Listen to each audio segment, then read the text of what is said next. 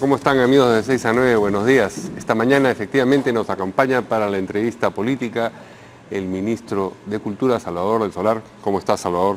Muy bien, Mario, un gusto estar aquí contigo. Somos amigos de bastante tiempo atrás, de manera que nos vamos a tutear para evitar, digamos, la gaf de comenzar tratándonos de usted y de repente deslizarnos sin darnos cuenta al tú. Alguna vez además tuviste un programa en este canal. Así es, me sentaba en ese lado justamente de la mesa. ¿Cómo cambian las cosas? Mira. Sí.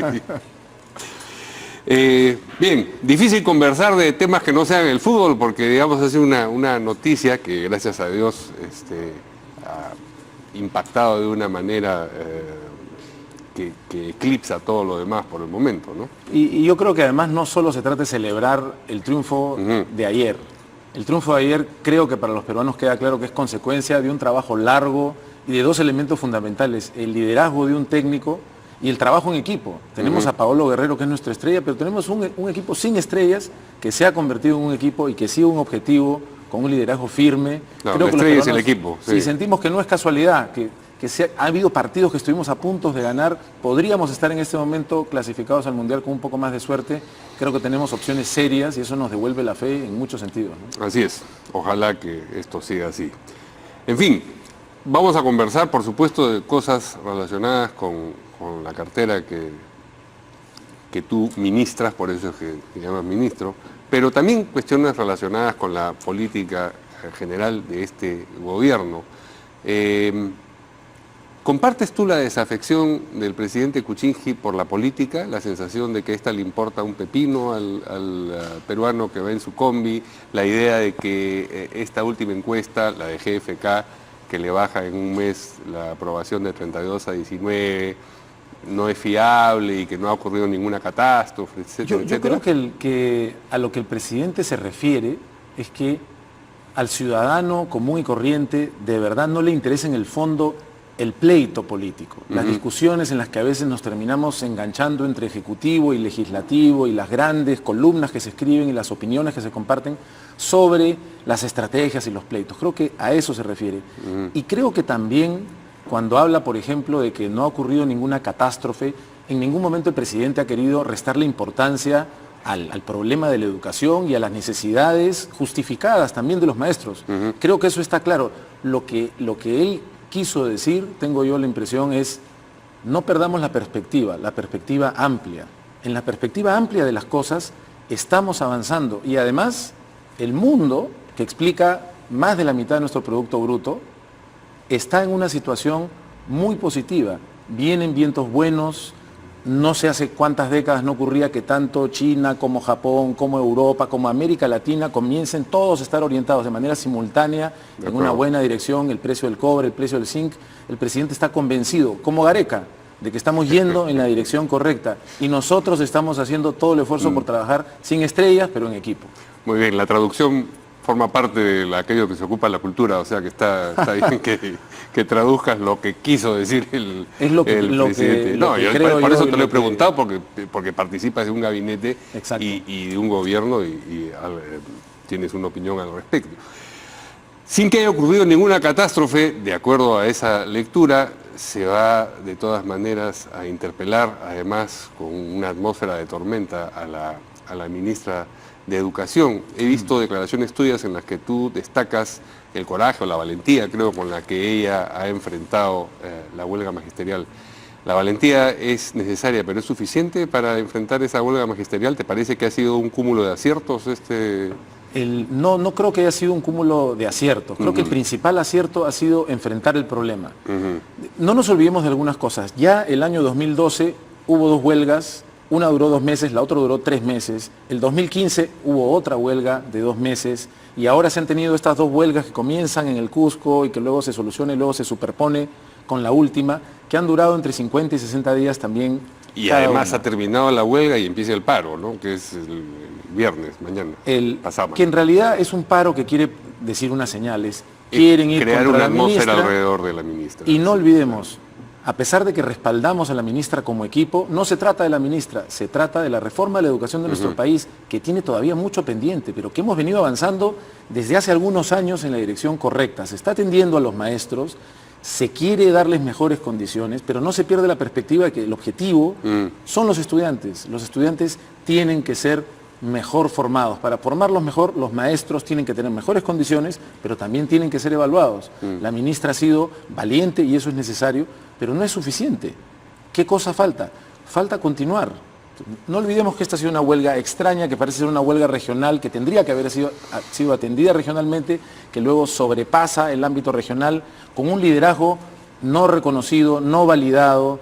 Por ejemplo, hace dos noches... Validado a la larga, sí, precisamente por el gobierno que lo ha recibido en las instalaciones. Se han sumado 5 voceros de diferentes grupos parlamentarios para tratar de escuchar y ver qué se quería, para descubrir que más allá de las necesidades de los maestros, en realidad había un liderazgo extremista con intereses propios de buscar un protagonismo por sus propias luchas internas, que serán válidas como luchas internas, pero que no pueden afectar a la educación de los jóvenes. ¿No has percibido tú contradicciones al interior del gobierno en la manera de enfrentar esta huelga y de decir no vamos a recibir a los que han intervenido en actos de violencia y luego tener a quien había denunciado a la Procuraduría del Ministerio del Interior negociando la solución de la huelga? Creo que no ha habido contradicción, la ministra no se ha sentado, no ha firmado nada, hemos recibido la ayuda. Con el Cusco, que estaba denunciado por la Procuraduría, insisto, del Ministerio del Interior. Sí, claro, que hasta hay una foto dándole la mano. Pensé que te referías a los líderes, a Castillo y a los líderes también radicales que se dieron hasta el final. De acuerdo, ese es un problema distinto, pero este es más claro, es más nítido. Lo que creo, Mario, es que un problema se presenta y uno ofrece una estrategia. Hay un punto, por ejemplo, en el que con la presencia incluso del Premier, la ministra recibe a todos los gobernadores regionales para decir, a ver, esto se ha declarado que eso no es una huelga legal, se tiene que descontar. No están descontando, se toma un acuerdo para avanzar en esa dirección y la protesta crece de los maestros, porque dicen, no queremos que negocien con los gobernadores, sino con los maestros. Es una estrategia que se probó, no funcionó del todo. Se llama la atención sobre los posibles vínculos con Movadef de algunos de los líderes. Los maestros se sienten insultados, no era contra ellos, era contra los líderes específicos. La protesta vuelve a encenderse. ¿Qué es lo que se hace frente a un problema? Se prueban soluciones. Nadie tiene una bola mágica para saber cuál es la solución perfecta. Pensé que la idea era como Gareca, insistir en la estrategia que uno se plantea al principio, aunque eso no arroje resultados. ¿No? Insistir en el objetivo. En el camino, mira, la apertura al diálogo del gobierno, recibiendo incluso el apoyo de congresistas de otros partidos, ha dado como resultado que nuestros estudiantes están otra vez en las aulas. Muy bien, se nos va a agotar el tiempo y no hemos abordado el tema relativo a cultura, pero tengo una pregunta más de todas maneras a propósito de la situación general de la política. Los rumores sobre el indulto a Fujimori han vuelto a cobrar, vigencia. ¿Tú permanecerías en el gabinete si se lo indulta sin que hayan mediado exámenes médicos nuevos y un pedido de la familia? Aquí a mí parece que hay dos temas, Mario. El primero es, puede que el indulto por diferentes motivos vuelva a la discusión pública una y otra vez. No está en la agenda política, esa es una decisión que corresponde al presidente. Eso ya lo sabemos, claro. Si el presidente la decide tomar en algún momento, tal como él ha manifestado, de acuerdo a informes médicos que le señalen que procedería a un indulto humanitario, en ese momento los ministros que acompañemos al presidente tomaremos una decisión. Pero yo me imagino que todos, habida cuenta de que este tema se pone permanentemente sobre el tapete, y lo pone el presidente sobre el tapete hasta cuando, digamos, la gente pensaba que ya estaba fuera de discusión, tienen que haberse planteado los ministros, digo, en su conciencia, bueno, ¿yo qué haría si esto se produce? Eso es lo que te estoy preguntando. Creo que estamos igual en el ámbito de las especulaciones. Sí, claro. Porque también hay que reconocer que muchas veces no es el presidente el que pone el tema sobre el tapete, muchas veces es la prensa, muchas veces alguien quiere llamar la atención sobre algo, o resulta que el expresidente Fujimori tiene que ir al hospital, a la clínica, cuidados intensivos, y vuelve a estar la fibrilación auricular, que es la que hemos el tema no está en el tapete, no lo discutimos en el gabinete, tenemos en claro que es una potestad del presidente, y cada uno de nosotros, dependiendo de si llega a suceder y cuando suceda, veremos cómo reaccionamos, ¿no? Bueno, ya hablamos del fujimorismo y tú has tenido recientemente, decía yo, un tifón en el Ministerio de Cultura por una muestra que se llama Resistencia Visual 92 o del 92 y que generó protestas precisamente de parte de los fujimoristas. Le retiraste la confianza al señor Nuden eso no fue considerado suficiente, ciertamente, por los fujimoristas, pero otro sector te acusó de ceder entre ellos, te has visto en medio de un fuego cruzado. En realidad, no hubo presión alguna, no hubo protestas de los fujimoristas. No, sí, en las redes había. A raíz de toda la discusión ha habido ¿no? este cruce y este debate. Lo que ha ocurrido es que se presenta una muestra que está en el LUM y que seguirá en el LUM hasta el último día de su programación. No ha sido censurada, la en lo más mínimo, no ha sido censurada en absoluto.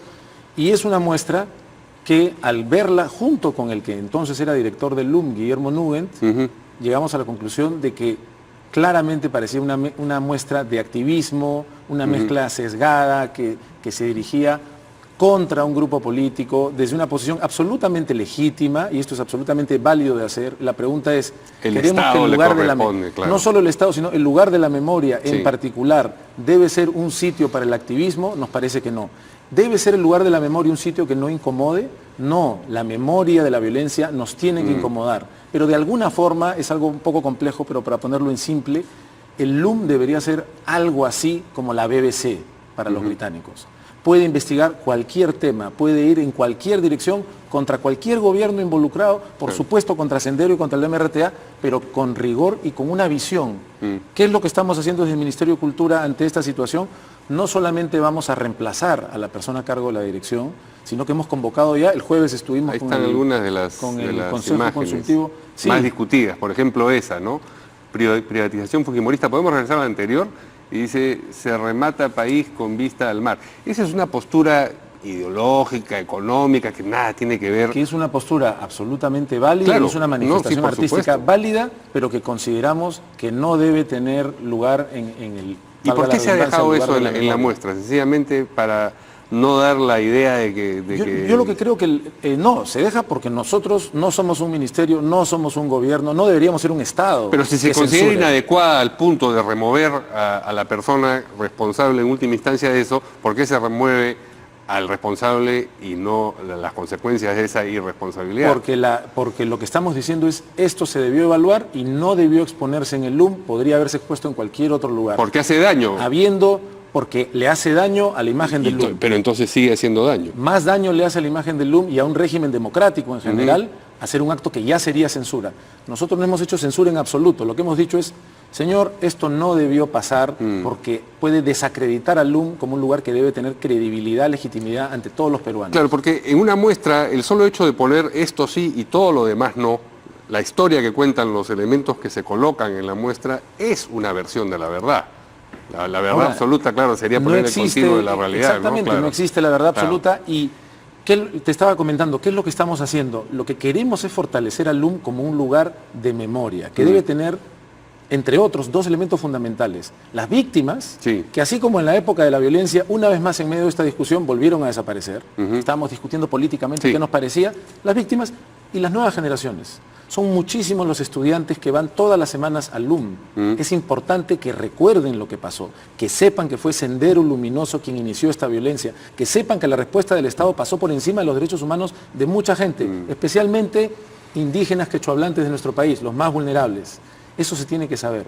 No solo vamos a reemplazar a la persona a cargo de la dirección, hemos convocado el Consejo Consultivo que existe hace meses del Ministerio de Cultura, se va a formar una comisión para buscar a la nueva dirección y además para hacer algo que tendría que haber hecho el lugar de la memoria y no ha hecho todavía, que es tener lineamientos claros y transparentes para que la ciudadanía sepa a qué atenerse respecto de un lugar que va a seguir comprometido con el trabajo de la memoria sin temor a incomodar a nadie.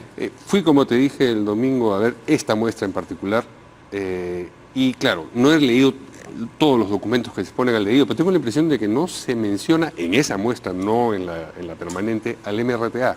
Y en el 92 no es que no ocurrió nada con el MRTA. Es decir, esa sola ausencia tiene que ver con esto de colocar qué elementos sí y cuáles no en una muestra, ¿no? Ahora, ¿podemos nosotros responsabilizar a los artistas? Los artistas tienen la responsabilidad de los afiches. Es al curador o la es curadora, a la persona encargada de que esto... Lo que creo que propone una lectura. Y creo que podemos estar de acuerdo en algo. No se puede poner cualquier cosa en el LUM. Algunos criterios tienen que existir. Resulta que esos criterios no han sido trabajados, no son públicos, estamos trabajando para que eso se corrija. Así que para que no vuelva a suceder algo así, ¿no? Se nos va a acabar el tiempo y no hemos hablado de la ley del cine, el proyecto de la ley de cine que ya fue aprobado en el Consejo de Ministros, pero va al Congreso. ¿Y cuyo texto no es tan fácil de conseguir. Dime, en la versión que llega al Congreso, ¿hay cuota de pantalla? La cuota de pantalla no es parte de esta ley, la cuota de pantalla es parte de nuestro Tratado de Libre Comercio con los Estados Unidos. No está en la ley. No está en la ley y no está en la ley además porque ya existe como mecanismo en ese tratado. No tenemos una cantidad de películas suficientes ni siquiera para tratar del tema de la cuota de pantalla. Si tuviéramos muchas películas, en ese caso podemos hacer uso del TLC para decir debe respetarse un mínimo de participación peruana, pero la ley actual no lo contempla. La ley tiene subsidio a través de alguna forma en general, pero en particular de un porcentaje de las entradas, por ejemplo, o sea, un impuesto directo. No. Era un mecanismo que se planteó. Y ha sido, el MEF entiendo que ha tenido algunas objeciones a la ley tal como estaba planteada. En realidad esta ha sido una conversación como cualquiera de los anteproyectos de todo el Ejecutivo.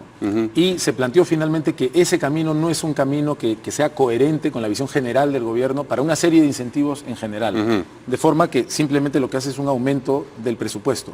Pero es bien importante que entendamos que esta no es una ley para hacer más películas. Obviamente queremos hacer más películas, queremos producir más películas, así como queremos producir más libros y más música. Pero el impulso a la literatura es igual al impulso a la cinematografía, a la danza, a la escultura.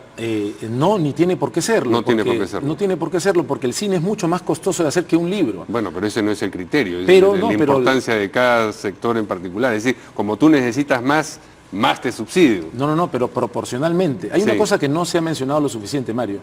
Con esta ley no solamente estamos fortaleciendo nuestros muy pobres apoyos al cine, estamos creando apoyos que no existían para todas las otras industrias y artes. Eso no existía en el Perú. Ahora va a haber fondos concursables para la literatura, para la danza, para la plástica, para la música, para los videojuegos, que son una industria creativa también muy importante. Entonces, esta es una respuesta amplia desde el sector industrias culturales que incluye al cine.